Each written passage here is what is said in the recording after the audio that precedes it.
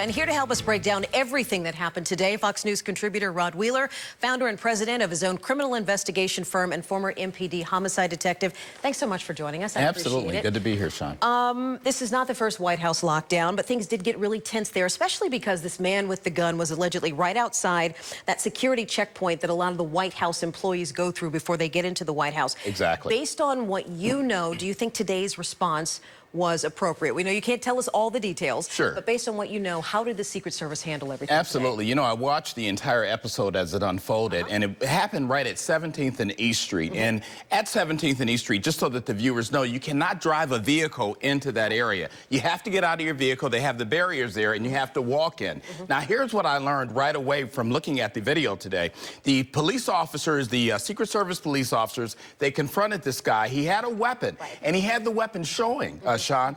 Excuse me. So they told him, they said repeatedly, drop your weapon, and that's police procedure, right? The guy refused to drop the weapon, and you know what he did? He continued to advance towards the White House. Now, the protocol, the procedure for uniformed officers there is that if somebody continues to advance, they refuse to acknowledge the officer's orders, then you have to take that person out. So what the Secret Service officers did, they shot this guy one time in the stomach, and then he went down at that point. Now, there were a lot of people, just so that the viewers know, there were a lot of people in that area. Now, the Secret Service right around the White House, and this is good information, Sean, we use in the D.C. area what we call a layered security protocol. Okay. And what does that mean? A layered security protocol means that you have to go through various layers of security in order to even access the White House. Now, what's interesting in this case is that this individual today never got past the outer layer of the White House perimeter. So everything appears at this point, Sean, to have worked the way it's supposed to work. That is certainly good news. All right, so we know generally, as the public, we can see things that are happening. That's right. We always see there are sharpshooters on top of the White House. In fact,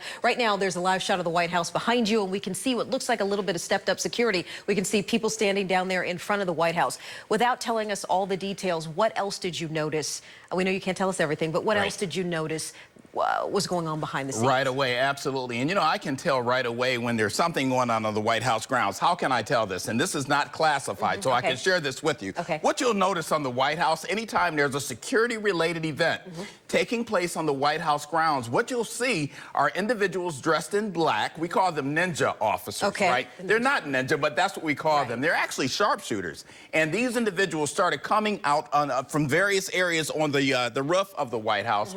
Anytime you see that, and anytime you see the Park Police helicopters. Now, a lot of viewers have been saying, why the Park Police helicopters? I can tell you why. That's not classified. The reason is because the Park Police, they park their helicopters right over at Anacostia Park.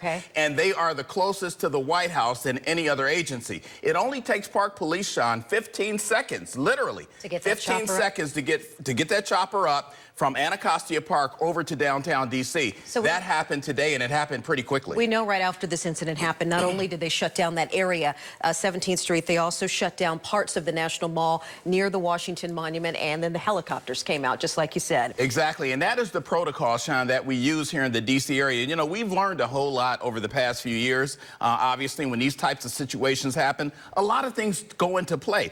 D.C. police responded today. The Park Police responded today. Capitol Police responded today. As a matter of fact, Sean, there had to be at least 10 different police agencies that will now respond to a security incident, not just at the White House, but at the Capitol as well. And I think it's encouraging for the viewers to know that this is the kind of police response that we have in D.C. Let me tell you, Sean, to take a gun to the White House today, in today's environment, it's a suicide mission. It's no way in the world that you're going to get past that outer barrier. And speaking of the suicide mission, real quickly, this guy today, according to my sources, had mentioned to others that he wanted to die suicide by cop. And I'll tell you right now, he's in critical condition over at GW Hospital. You bring up an interesting point here about the response and the layered response we've seen from the Secret Service and other police agencies. The Secret Service has been on the hot seat in recent years for failures, security breach failures.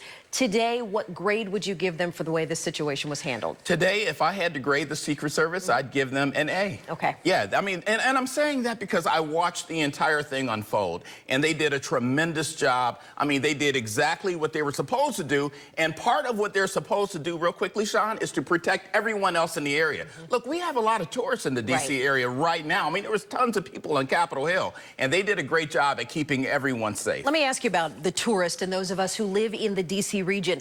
If we're down there and we're in a situation like that, what should we be doing? Right. Excellent question. And this is good for tourists to know, people that live in the D.C. area to know. What you should do is always listen to the commands and the response of the police officers. They'll tell you exactly what to do. Now, today, Sean, just so that you and the viewers know, the police officers started hollering at the tourists to get down, get down. And that's what we typically tell people to do. Why? So we can observe the situation, see what's going on, and then we can take whatever the threat is out. So that's what people need to do. You know, don't try to help the police by grabbing the guy or anything like that. Listen to the commands of the officers. These individuals are highly trained. They know exactly what they're doing, and hopefully we'll have a good outcome, such as like we had today, Sean. Indeed, Rod Wheeler, we appreciate it. Thanks so much for coming in and giving us that insight tonight. Absolutely. Good to be here. All right. Tony? All right, a big